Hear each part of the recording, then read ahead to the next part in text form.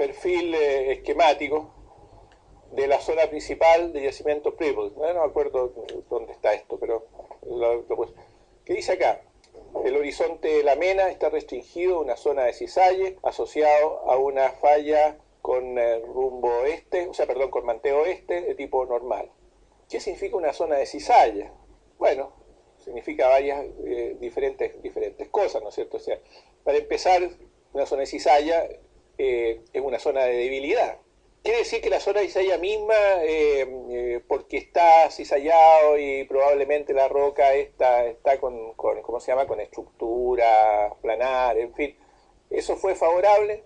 No necesariamente, es muy probable que la zona de cizalla incluso se haya reactivado después, pero lo que interesa es que hay una zona ahí de debilidad en esa parte. La formación misma de esta estructura cuando estaba precisamente no es favorable, ¿no es cierto?, en la etapa misma en que se estaba produciendo eso. Pero el hecho de que esté ahí sí es favorable. Entre paréntesis, hay unas cosas bien curiosas. Nosotros tenemos unos yacimientos de hierro, que este yacimiento de hierro con la edad mágica era 110 millones. O sea, recomiendo, les digo, no se conozcan que roca de 110 millones en el ámbito de la cordillera de la costa, que sea, piensen que es interesante, porque también en Perú es interesante. Entonces, y esos yacimientos están asociados a una gran falla que se llama la zona de falla de Atacama, que es una falla de 1000 kilómetros más, que va en el norte de Chile y tiene una forma más o menos como esto. Digamos que acá está el territorio chileno, acá parte del norte, acá está Mejillones, qué sé yo. Ya esta falla tiene distintas ramas. Entre las latitudes más o menos 26 y 30 grados, hay una cantidad de yacimientos de hierro que tienen aproximadamente entre 100 y 300 millones de toneladas, más o menos. Algunos hasta 400 millones de toneladas de menas de buena ley. Y eso están totalmente controlados por la zona de falla de Atacama. Resulta que en algunos de esos yacimientos hay zonas en las cuales la mineralización, uno la ve, que la mineralización de magnetita está totalmente igual que una roca metamórfica. Ustedes lo han visto, fundaciones ferríferas bandeadas, eso que se llaman los BIF, en que uno tiene fajas con magnetita y fajas con cuarzo, y totalmente como foliadas, ¿no es cierto? Ya. Hay partes, las falletas son las falletas de Atacama, en que la medición de hierro se ve idéntica a una medición tipo formación ferrífera bandeada. En Chile estuvo trabajando uno de los más grandes geólogos del hierro de Estados Unidos, de una época del año 60, les digo yo, 60, Charles Park, que tiene un libro sobre yacimientos minerales con Mac Tyermill, fue el estudiante de él. Parks fue profesor en Stanford después de trabajar en distintas... Y Parks vio uno de estos yacimientos que justo está el yacimiento de hierro y una zona de cizalla como la que ustedes ven acá. La zona de cizalla, la mineralización, igual que una formación ferrífera bandeada.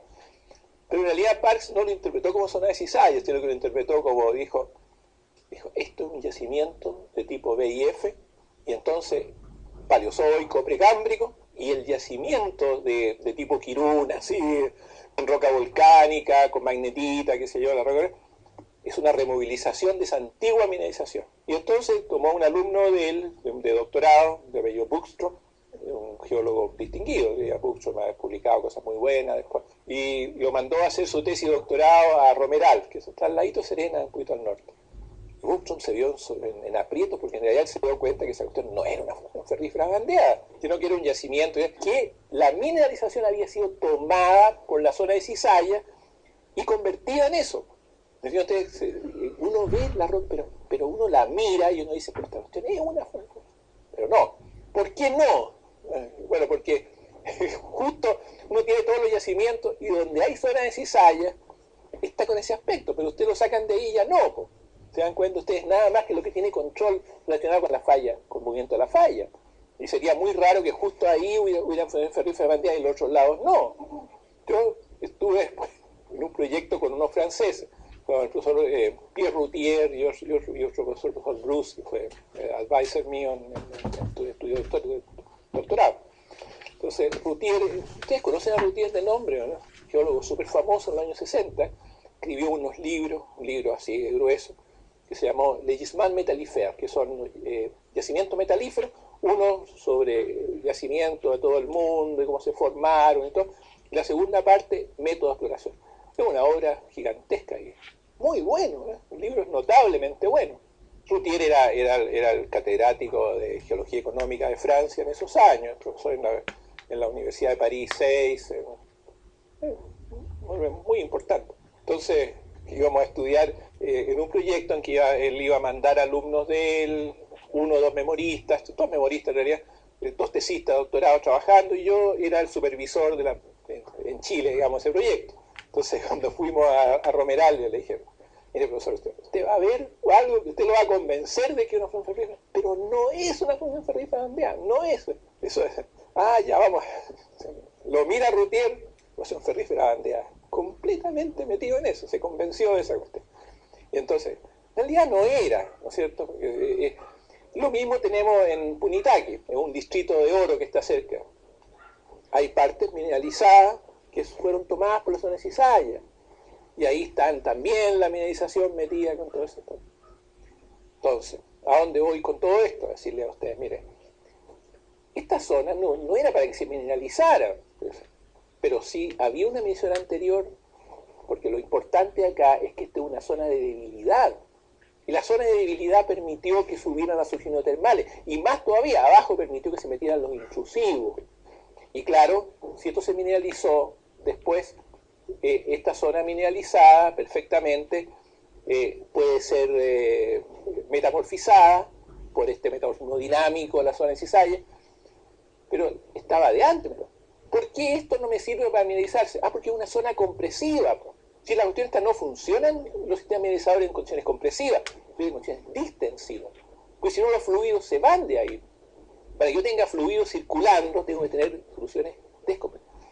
Y que en otro lado sean compresivas, sí, pero que al lugar donde se van a depositar, tienen que poder circular por ahí. ¿No es cierto? Si yo cierro un camino, no voy a poder tener vehículos andando por ahí. Pero para tengo que tener todo lo contrario. ¿Me entienden cuál es la idea o no? Entonces puedo tener esta zona extrayesiva.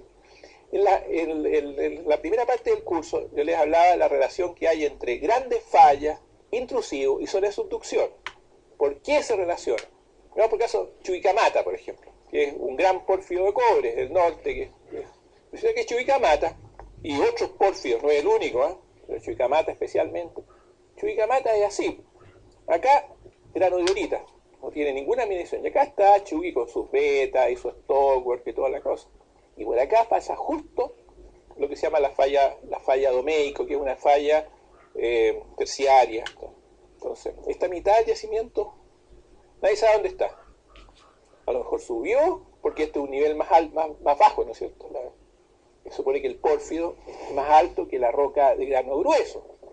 Entonces, a lo mejor subió esto y se erosionó. Pero también se pudo haber corrido para acá o para allá, y hay una discusión ahí. Pero imagínense la mala suerte, ¿eh? Justo la falla cortó el yacimiento en dos. ¿Es mala suerte eso? No, no es mala suerte.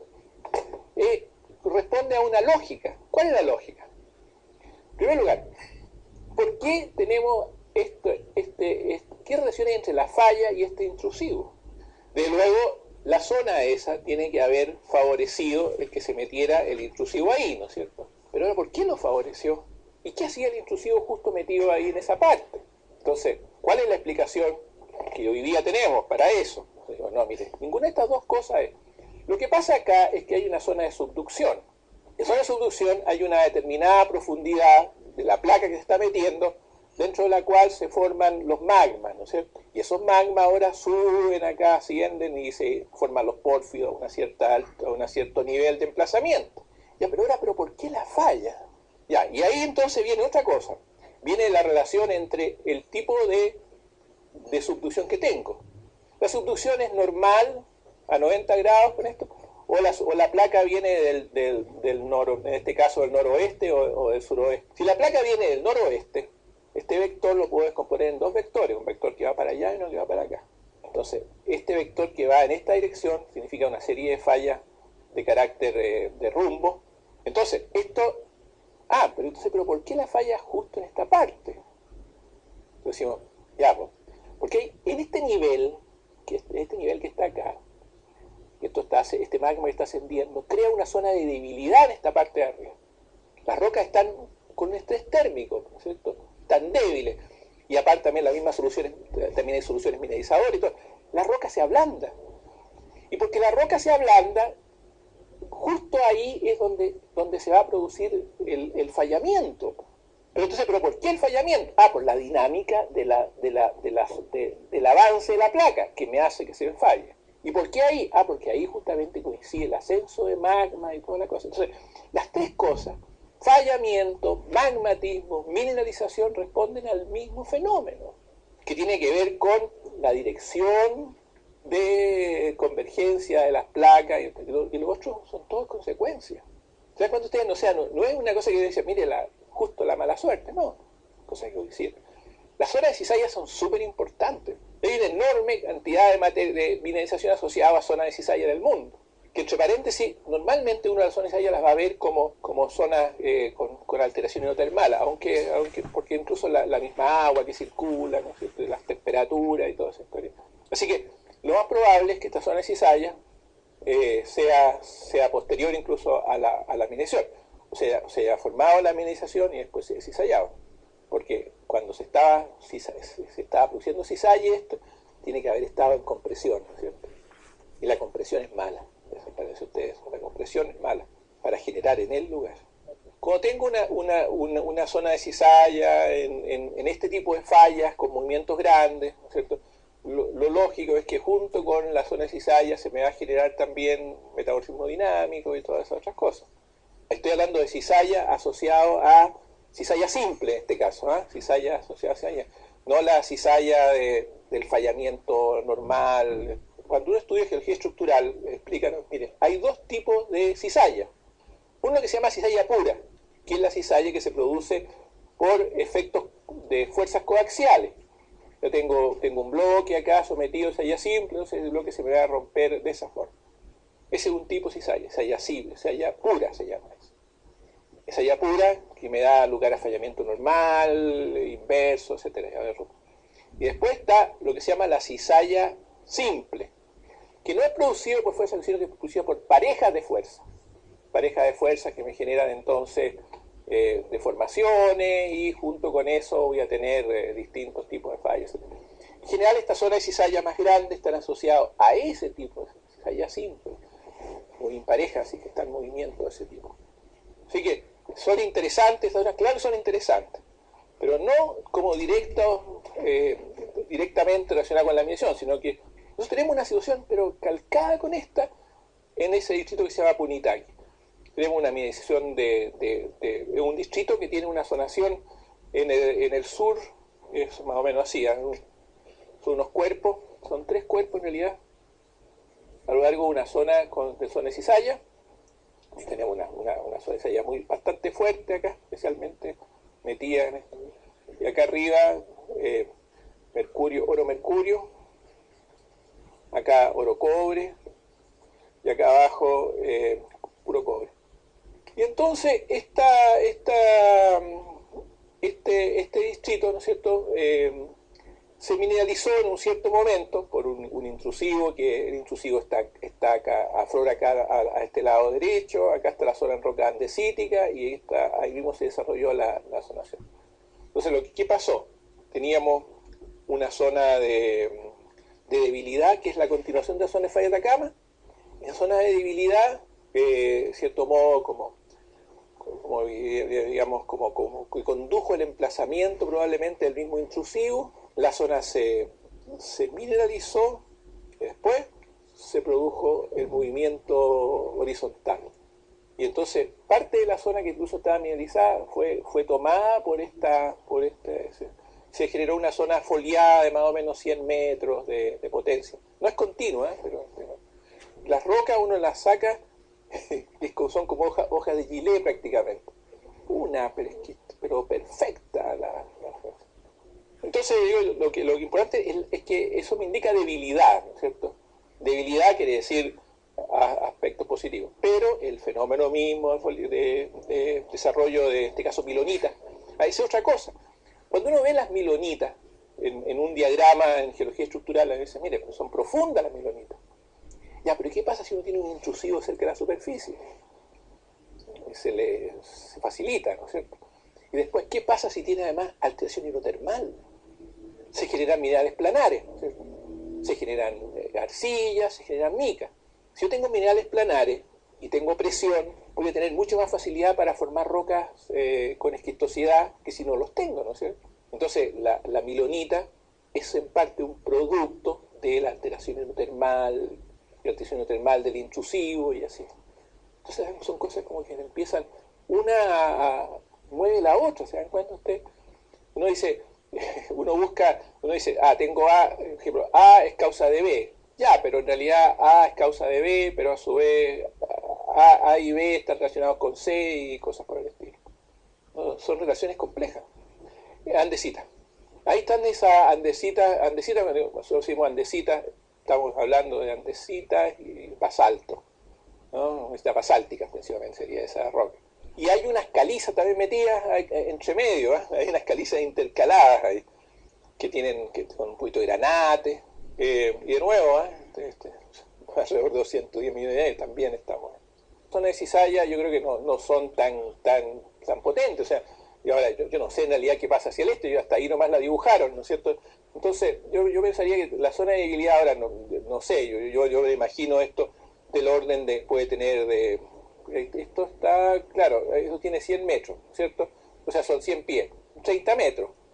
Eso te da 30, 60, serán unos 100 metros, una cosa así.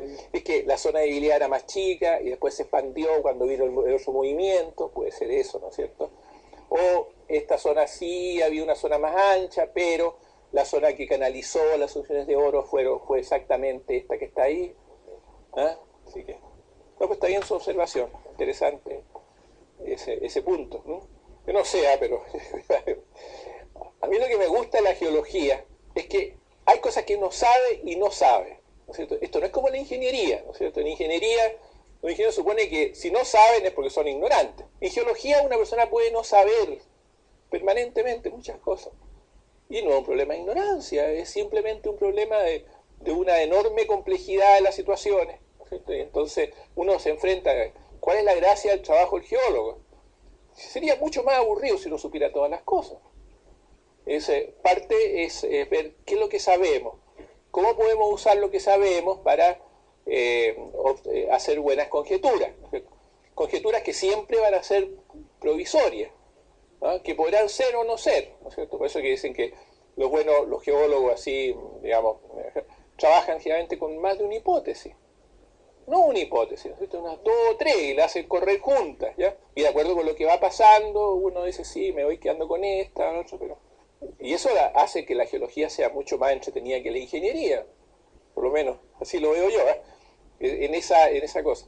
Entonces la gracia es que aquellas cosas que sí sabemos, irlas usando como guía, ¿no es cierto? Como criterio. Y las cosas que sabemos en el fondo son cosas de físico-química, principios de física, eso. Bueno, y acá tenemos entonces este asunto de los fluidos magmáticos.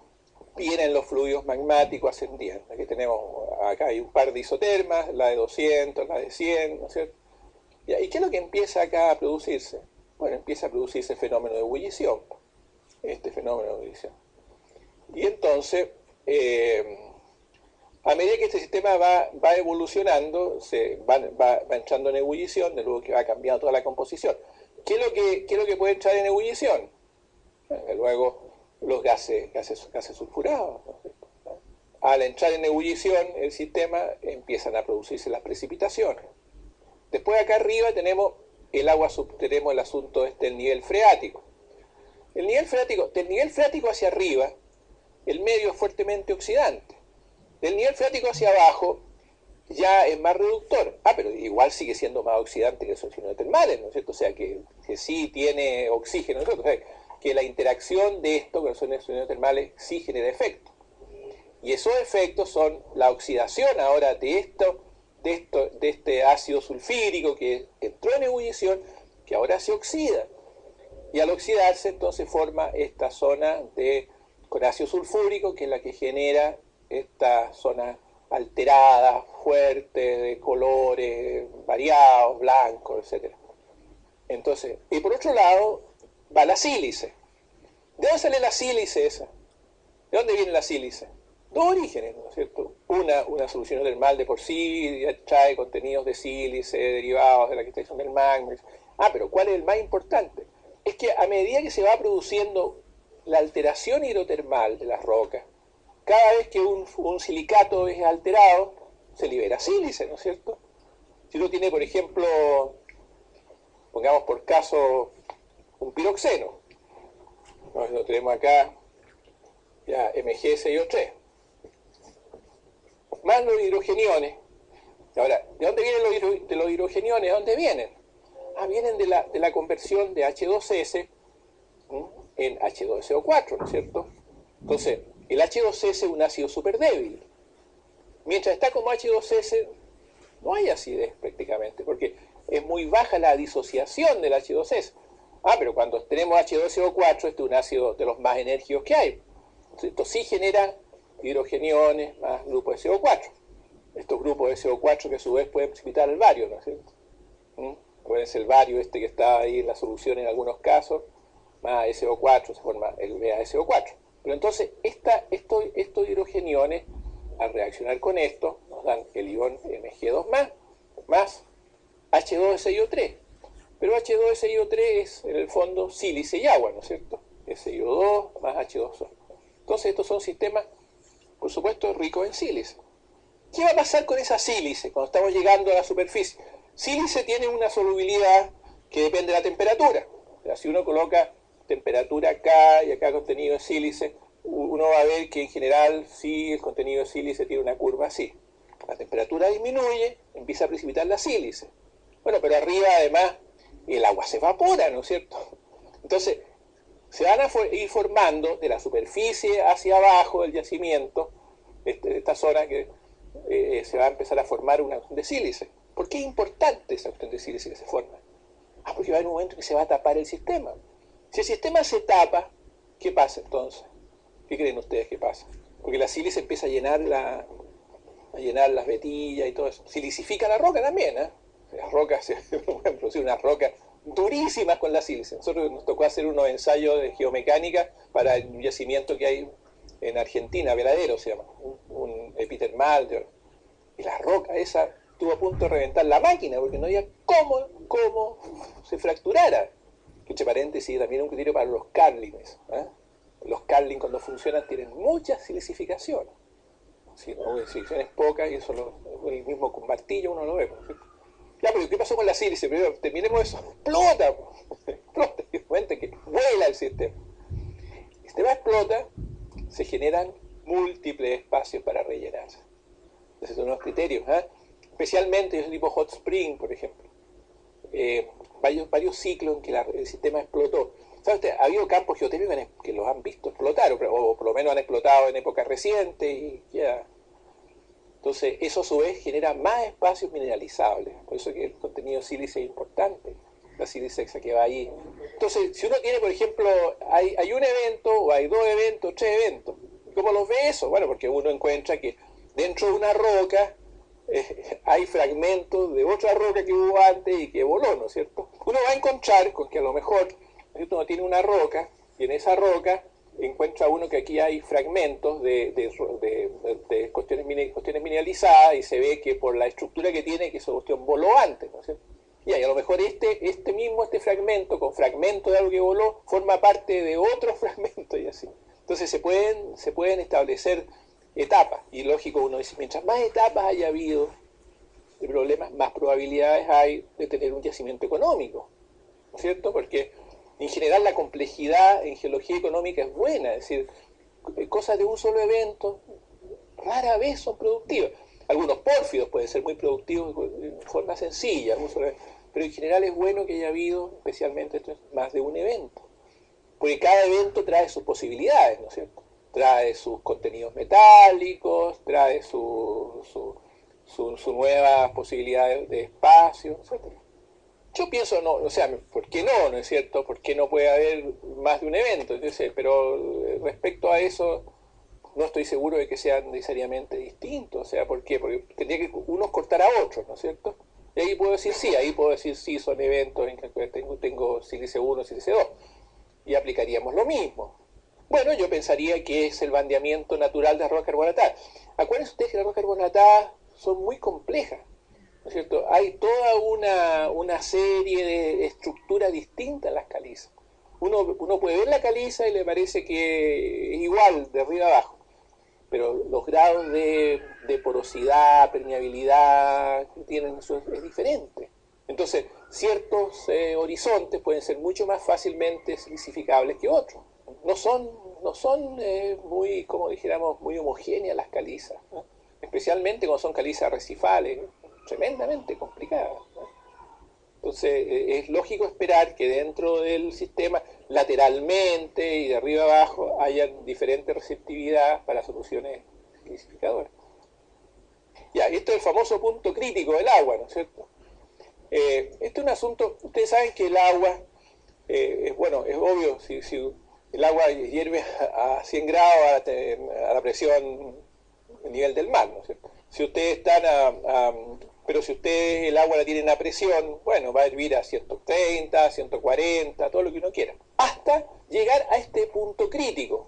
¿Qué quiere decir eso? Que ya no puedo pasar esta temperatura, que está por 70 grados más o menos, no puedo tener agua líquida por más que la comprima, ¿no es cierto?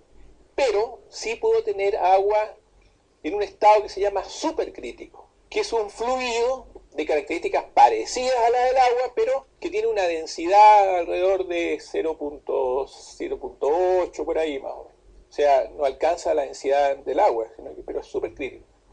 Si yo tengo un fluido supercrítico en esas condiciones, y por alguna razón tengo una zona en la cual se produce una expansión de volumen, por ejemplo, una zona de fractura que se enanchó, por ejemplo, ¿ya? Entonces, en ese momento quiere decir que me va a cambiar la presión del sistema, y el fluido supercrítico me va a pasar directamente a agua-vapor.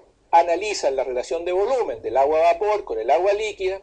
El agua-vapor ocupa un volumen más o menos de 1000 veces más volumen que el agua líquida. En este caso, supongamos que la densidad sea 0,8, que es decir, por lo menos 800 veces más volumen. ¿Qué quiere decir eso? Una tremenda explosión. En consecuencia, en los fluidos que pasan el punto crítico son fluidos tremendamente explosivos. Ahí hay un punto que lo conversamos en la clase, o sea, en el primer módulo, que se refiere a lo siguiente. Acuérdense ustedes que, esta hojita se me está, que es el tema este de la geometría de los planos de falla. Bueno, solo podemos tener planos de falla rectos. ¿Son buenos planos de falla eso? ¿O no? ¿Qué les parece a ustedes? ¿Son los mejores planos de falla? No. ¿Por qué razón no son los mejores planos de falla? Porque si yo tengo un plano de falla así, cuando se produzca este mismo fenómeno me va a dejar después espacios, ¿no es cierto?, están asociados a esto, porque no me van a coincidir los dos bloques. Y en consecuencia, si tengo después soluciones mineralizadoras que están ascendiendo acá, se van a encontrar con espacios buenísimos para ser mineralizados. Hay un trabajo que dice que hay un trabajo que se llama el método de los contornos, en que en buena cuenta el método este analiza la especie de rugosidad del plano de falla. Dice que es uno de los mejores métodos para encontrar mineralización que hay. Un experto dice, no se ha encontrado, es el método que más oro ha permitido encontrar. Ese método se llama Connolly.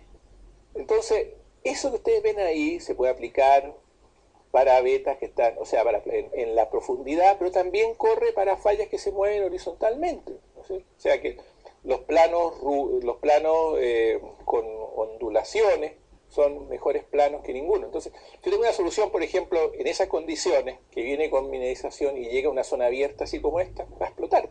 Entonces se me va a desestabilizar el sistema y todo eso, bueno, y precipitan los metales. Bueno, esa es una clasificación, pero que tiene que ver con una relación entre las diferentes condiciones en las cuales se forman yacimientos. Ustedes ven acá, cada una de estas cosas uno tiene que pensarlas porque son interesantes, nada más que fundamentalmente porque uno ve que hay tantos ambientes, ¿no es cierto?, en los cuales se pueden formar mineralizaciones a partir de un sistema, y a veces uno sigue contento con una, y no piensa en todas las otras cosas que sí podría haber, a medida que nos acercamos al intrusivo, a medida que nos alejamos del intrusivo. Es un poco el fenómeno este de lo que pasa con los kurokos. Un colega mío fue a Japón a ver yacimientos tipo Kuroko, estos sulfuros macizos, ¿no es cierto?, que se forman ahí en calderas submarinas. Entonces había una idea de decir, mire, para encontrar Kuroko hay que buscarlo en los bordes de la caldera. Claro, sí, efectivamente era un buen criterio para buscar Kuroko. Ya, pero también había Kuroko adentro y no se habían buscado hasta que a alguien se le ocurrió, bueno, ¿y qué pasa si empezamos a buscar al interior de la caldera? También pueden haber al interior de la caldera. Ahora, en este caso, uno dice, mire, tengo una secuencia de rocas, tengo los intrusivos, entonces, ¿qué tipo de yacimientos puedo tener? Bueno, obviamente puedo tener yacimientos que están bastante alejados del sistema, en el cual las soluciones ahora han migrado, y a lo mejor el intrusivo, el único rol que tiene es fuente térmica, y lo que hizo fue movilizar fluidos de cuenca, salinos, que fueron sacando metal de la roca y finalmente lo precipitaron en una forma. Ya, hasta casos en que es todo lo contrario. Yo tengo un yacimiento hipotermal, que la mineralización está, pero clarito, directamente relacionado al cuerpo intrusivo y la zona de contacto, y no hay ningún problema. Bueno, yacimientos neumatolíticos, los scan metidos acá, las pegmatitas. Y aquí los nombres que se le han dado, eso exhalativo, el antiguo se hablaba exhalativo, cuando todavía no se conocían estas chimeneas negras en el fondo de las dorsales. Es bien curioso que cuando se desarrolló tectónica de placas, las discusiones que había en el mundo metalogénico eran exactamente las dos grandes escuelas geológicas, los plutonistas y los neptunistas.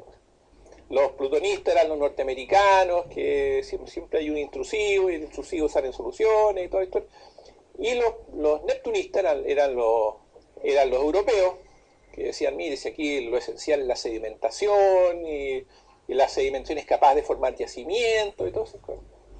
Y después, la tectónica de placas le ha dado razón a los dos, porque ha mostrado que efectivamente sí existen situaciones en que las rocas sedimentarias pueden recibir exhalaciones de fluidos profundos, ¿no es cierto? Y eso son las chimeneas negras, las dorsales, que ustedes ven cómo sale el humo con sulfuro, ¿ya? Y mineraliza los sedimentos. Eso es el exhalativo. En una época la teoría hidrotermal, todo lo ponía como sonidos termales, o sea, no, es que lo que aquí acá es una roca, después llegó el intrusivo sacó una solución, mineralizó la roca. Hay un artículo de Amstutz al respecto. Amstutz era suizo, y entonces a él le gustaba mucho la psicología de Jung, un famoso psicólogo profundo. Jung fue discípulo de Freud, ¿no? Entonces, y Amstutz decía, lo que pasa con los americanos es que como son todos emigrantes, entonces para ellos las cosas siempre ocurren con algo que viene de otra parte y se instala ahí. No se le ocurre que un mismo sistema sea capaz de generar, ¿no?, su propia mineralización sin que tenga que venir de otro lado. Ya, este es un asunto que es re interesante, que tiene que ver con eso que hablábamos antes de la subducción oblicua. Entonces, acá tenemos la subducción oblicua, la placa que se mete abajo, y entonces esta zona en la cual tenemos el arco magmático, pero en la cual, aparte, tenemos entonces este desplazamiento relativo de bloques. En una zona, en este caso, más o menos en distensión, acá en la parte central, pero al mismo tiempo un movimiento relativo, ¿no es cierto?, de este bloque con respecto al bloque de acá. Nosotros aplicamos en un trabajo cuyo PDF está incluido en un material que le entregué a Intercada en la mañana. Aplicamos este asunto a los yacimientos de hierro de Chile, que se ve, por lo menos nosotros creemos que se ve, de qué manera la curvatura de la zona de convergencia de placas explicaría, de acuerdo con esto, ¿no es cierto?, la zona de transpresión, explicaría por qué los yacimientos están en una parte y no en otra. Lo que tenemos acá a la derecha es la situación de un magma que se emplaza en un sistema volcánico arriba, ¿no es cierto?, en la zona magmática abajo. Entonces, acá está este magma que está empezando a cristalizar. Entonces, a medida que el magma cristaliza, buena parte o sea, cada vez los fluidos del magma están confinados a un espacio más pequeño, ¿no es cierto? Porque buena parte del magma ya ahora formó roca. Y los magmas tienen cantidades de agua que son de varios por ciento. O sea, un magma puede tener 4% de agua, 3, hasta 6%, pues, en algunos casos. Ya, pero cuando el agua está en el magma, está disuelta en todo el magma. ¿Qué ocurre cuando el magma empieza a cristalizar? Ahora, la roca no va a tener tanta agua disuelta. Entonces, esa agua que está ahí se empieza ahora a concentrar en aquel resto de magma que aún no ha cristalizado. Y por eso que la presión empieza a aumentar. Aumentar. El famoso diagrama que ustedes tienen así, ¿cierto? Entonces, acá nosotros tenemos lo que pasa a este lado, lo que va a ocurrir con la presión. La presión llega a un máximo, la presión acá, a medida que este magma ha ido cristalizando, y cada vez va quedando menos magma. Llega una zona, y todo esto es roca y lo que va quedando de líquido. Llega una zona máxima y después cae acá. Esta zona máxima, de máxima presión de magma, de vapor, perdón, de volátiles, es lo que corresponde a la zona neumatolítica. Ya, y después, ¿por qué cae esta cosa? Porque se empieza a enfriar el agua. Cuando el agua se enfría, pasa entonces a formar parte de la solución hidrotermal. Y la solución hidrotermal, ya el agua no genera presión porque está líquida, ¿no es cierto? Bueno, entonces, esta zona de acá, de mayor presión, es lo que está ocurriendo acá en este momento. Entonces, esta masa de magma, además, está más o menos cristalizada se forma como una especie de caparazón, porque es lógico, el magma cristaliza de afuera hacia adentro, ¿no es cierto? Y entonces, ahora, alrededor de esto tenemos una zona con salmueras acá, que en parte vienen del propio magma, pues esto va perdiendo material.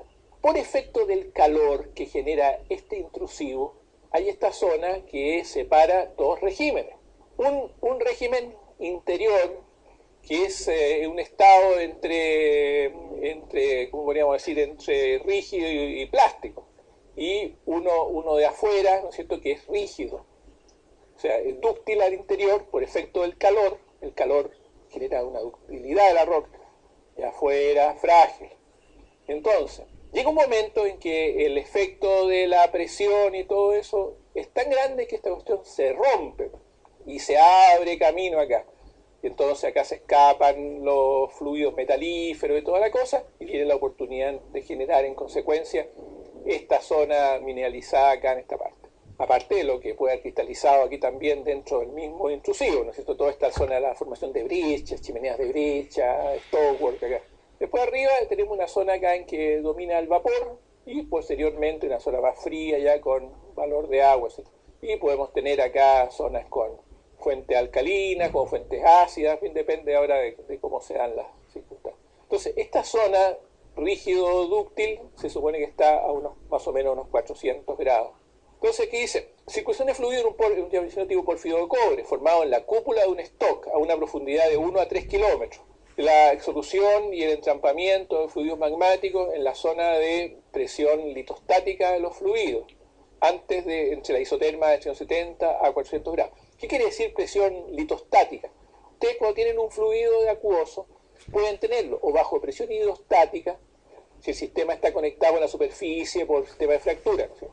Pero si el sistema está sellado, por efecto lo va a tener bajo presión litostática, es decir, la presión de la columna de roca hasta acá arriba, ¿ya? Bueno, acá tenemos, esto escapa por el lado, etc. Esto es bien interesante, este es el esquema típico de lo que sería un pórfido de cobre. Lo que marca, ¿no es cierto?, es la transición de la zona rígido dúctil.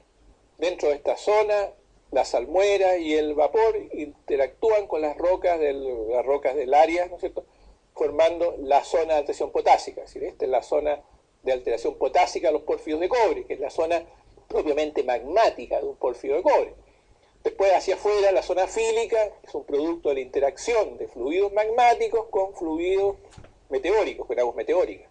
Porque este sistema colapsa y después se meten soluciones de afuera, se meten al sistema adentro, removilizan la admisión, etc. Para los pórfidos de cobre, la zona rica es la potásica. La cuarzo-ericítica lo que hace es removilizar lo que la zona potásica formó.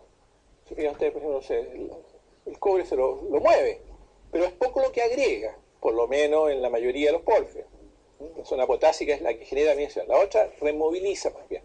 Ahora, si hay una emisión rica, removiliza algo rico y bueno. Bueno, todo esto acá tenemos un sistema, un intrusivo. Este intrusivo puede estar también conectado con la superficie a través de un sistema de fractura, se pueden formar diques, parte de las fracturas se pueden también mineralizar. Entonces, en esas condiciones se pueden formar sistemas bien bastante profundos de mineralización, incluso a varios kilómetros, ¿no? Y entra también el famoso tema acá de las, ¿cómo se llama? Soluciones salinas y todo eso. Esto es el asunto de lo que es Escondida. Lo que les contaba, Escondida es este pórfido de cobre tan impresionante que se encontró en Antofagasta. Entonces, tenía anomalías de cobre y anomalías de molibdeno. Vista un cerro que se llama Cerro Colorado, ¿no? Y en general, las zonas, si usted le hubiera hecho caso, o sea, había que hacerle caso acá al molibdeno. No sé, si fue donde se hicieron ahora los sondajes de mayor valor para descubrir el yacimiento. Porque, como les digo, el cobre tiende a moverse muy fácil. Especialmente, ¿ustedes saben por qué el molibdeno no se mueve? ¿Recuerdan? Porque forma un compuesto con la limonita. El molibdeno forma un compuesto con la limonita, que se llama ferrimolibdita. Ese compuesto es insoluble, entonces se queda ahí, a diferencia del cobre que se tiende a mover. Bueno, acá tenemos el asunto este de los scan, ¿no? Es un cuerpo intrusivo que corta diferentes rocas, tiene acá una lutita, una caliza, una arenisca, y genera entonces esta situación del scan. Acá, fíjense ustedes una cosa, la zona escarnificada, por supuesto que es la más rica la caliza, porque está directamente, ahí se forma granate, piroxeno, qué sé yo. También se puede formar algo en la lutita. El scan se extendió más en esta parte que en esta, ¿no? Se supone que eso tiene que ver un poco con la forma del flujo. En general, ustedes tienen mejores condiciones para que se escarnifique la zona en que el intrusivo está en la parte en que la roca estratificada, ¿no es cierto?, va hacia arriba, ¿no? Que no en la parte que va hacia abajo. Es como si esto fuera un sistema convectivo, ¿no? Entonces fuera más fácil que este sistema, el agua se moviera así, que no para allá. Siempre eso tiende a darse en el tipo scan. Son mejores los scan en esta zona que los que en esta parte, digamos. En la dirección del manteo es más pobre la mineralización. Ahora, ¿por qué son importantes el asunto del scan? ¿No? ¿Cuándo un yacimiento merece ser llamado scan, por ejemplo? Bueno, obviamente cuando la formación del scan tiene que ver con que sea una zona productiva, ¿no es cierto? Productivo. Y si el scan es posterior a la mineralización, no tiene sentido llamarlo de tipo scan. ¿Entienden ustedes? Por ejemplo, uno puede tener un yacimiento y se mineralizó. Y después viene un nuevo pulso magmático y genera scan, mineral tipo scan, es decir, genera granate o piroxeno, ¿no es cierto? Ya, pero ¿sería un scan? No, sería un proceso de escarnificación sobreimpuesto. Pero la idea es que el scan sea... Dicho eso, ¿por qué tiene sentido preocuparse de los scan? Y no decir, mire, estas son simplemente yacimientos asociados a rocas estratificadas, pero también a un intrusivo que las corta? ¿Por qué hablar del scan tiene sentido? Bueno, hay una segunda razón, que es que el scan, la formación de minerales tipo scan genera estructura y conducta litológica favorable para que eso se mineralice, ¿no? Se produce una cierta contracción de espacio, se queda en espacio, y la roca se pone más quebradiza, por lo tanto más fácilmente mineralizable. La segunda razón es que en yacimientos que son verdaderamente skarn, se pueden usar los granates como indicadores, por ejemplo. Y los piroxenos se pueden saber usar como criterio para saber de qué tipo de metal se trata ese posible skarn. Por ejemplo, los piroxenos si es un skarn de zinc, por ejemplo, el piroxeno va a ser rico en manganeso. Y entonces, si uno tiene un skarn de zinc, ¿qué es lo que va a ver cuando uno se acerca al yacimiento? Pongamos que hay un skarn de zinc que tiene la suerte que aflora, y uno va explorando esa zona. ¿Qué es lo que va a ver ahí? Una enorme mancha negra, enorme, grande. Porque el manganeso, cuando se meteoriza, acuérdense ustedes que forma este MnO2, ¿no es cierto? Como las dendritas, pero como aquí tiene mucho manganeso este piroxeno, hice un viaje de campo con Larry Minert allá en Nevada, viendo a ver de un tipo scan auríferos, todo eso. Y fuimos a ver uno de manganeso, uno de zinc, perdón. Es una mancha impresionante la que había. Así que segunda vez ver una mancha negra así de pirolucita puede ser un scan de zinc. Y aquí les digo porque además Perú se presta para eso. Bueno, después, por ejemplo, los granates, por ejemplo, los scan de hierro-cobre, o cobre son ricos en andradita, granate férrico. Y después, los colores de los granates. Por ejemplo, hay una polaridad de color. Si uno va desde acercándose al intrusivo, se pone más rojo el granate. Entonces, eso es lo que hace que tenga sentido considerarlos como un tipo de yacimiento especiales. ¿Sí? En los últimos, digamos, en las últimas, más bien décadas en realidad ya, porque en los últimos, se han encontrado bastantes scans de oro, que antes no eran conocidos, antes las especificaciones no ponían, y algunos cuerpos, pero súper ricos. Por ejemplo, hay un scan que se consideró como scan en Argentina durante mucho tiempo, que se demostró después que no tenía nada que ver con el scan, o sea, el yacimiento tipo más bien un sulfuro macizo, que posteriormente se escarnificó. ¿Y eso cómo se hizo? Bueno, se vio en qué momento se había formado la mineralización y en qué momento se había formado el scan. Y era posterior, uno era paleozoico y el otro era cretácico. Así que no tenía nada que ver con el otro. Entonces, en ese caso, el que haya scan ahí no me sirve para nada, o sea, no me sirve ni como guía, ni como criterio, ni nada. Simplemente el scan como un fenómeno sobreimpuesto en la roca, pero que es esencialmente un reemplazo, ¿no es cierto? Pero esto es en forma beta. Igual allá tenemos en una zona, un yacimiento que está también al sur de La Serena, que fueron las que estudiamos, y los minerales scan aparecen en beta, totalmente cortando la roca, y la roca no tiene escarnificación, pero la beta tiene los minerales del scan. Igual que arcilla. Uno piensa que las arcillas hidrotermales, uno se las imagina siempre como arcillas que están en la roca, ¿cierto? Como alteración argílica. Ya, pero a veces hay vetas de arcilla. Nosotros tenemos una roca, una zona que se llama Conbarbalá. Y en Conbarbalá hay una piedra que se llama Conbarbalita, le llaman, que es una típica alteración argílica avanzada.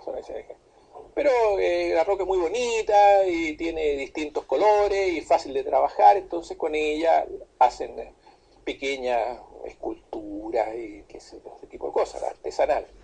Es una cortapluma, ustedes trabajan la roca. Y había un mineral verde muy bonito que parecía como turquesa. Entonces se pensaba que ese mineral, o sea, que era un mineral, incluso era como una lunita. Y no, resultó ser al final una arcilla. Pero esa arcilla, en realidad, si ustedes veían bien, venía en una veta desde abajo.